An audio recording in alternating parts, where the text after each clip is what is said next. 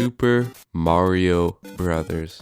Created in 1985 by Japanese game company Nintendo. It's one of the most influential and unique games of its era. It also was a game that saved gaming in general, as gaming was on the decline prior to its release.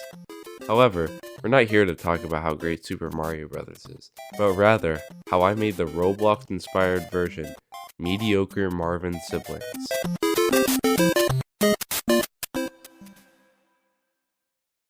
But hold on, Nintendo doesn't like it when you create a product remotely similar to theirs, so wouldn't you get banned?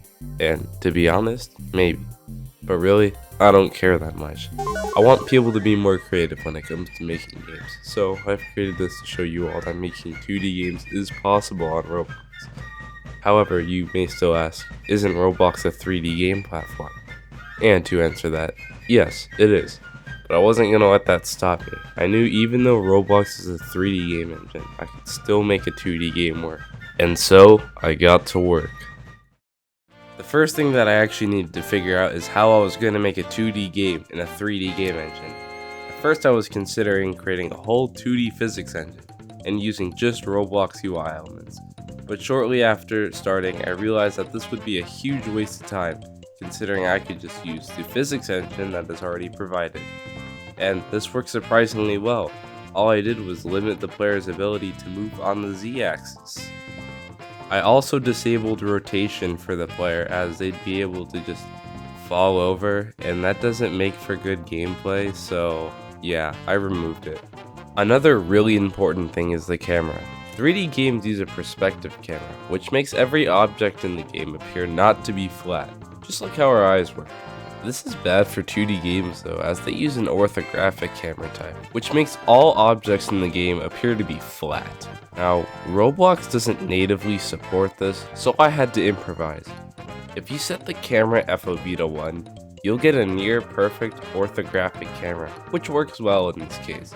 Only problem is that the camera must be very far away from the scene, otherwise you'll just get a very zoomed in picture. This is a problem for players with low graphics, as Roblox will intentionally load less objects into the game. Therefore, you won't be able to see the game you're playing. So whenever you're using this trick, be sure the user knows that the graphics settings must be high. After implementing all that, my game was just a bunch of boring old squares that moved. So I spiced up the visuals with my very poor drawing skills. You may have noticed how Marvin isn't actually animated, and that's because I'm too lazy to animate him, so he's just kinda stationary. That also goes for every other animated object in the game, because I wasn't gonna go out of my way to do that. Sorry, not sorry. And now, a list of the enemies in the game so far. Number 1, we have the Goober. Similar to the Goomba in appearance, how slow they are, and their one vulnerability, which is not having hands. Number 2, the Trooper. This turtle is also similar to the Koopa Troop, with having a shell that can be kicked upon being stomped on the head. One noticeable difference though, is that instead of having a green shell, the Trooper has a shell with a pattern that resembles the flag of Scotland. Why Scotland? I have no idea. Number 3, the Red Trooper. This is basically the same as the Trooper, except this turtle has a shell that resembles the Denmark flag. Again, no idea. Number 4, the Nibbler. This spotted plant has very sharp teeth and is ought to give you a very hard time, as they emerge from most pipes in the game. However, they are very vulnerable to fire. Okay, that was pretty stupid. But anyways, I still needed sounds for my game. And to make those sounds, I used a program called Boscasioil, or however you pronounce it. Anyways, I used it to make all the totally original music and sounds for the game. Take a listen.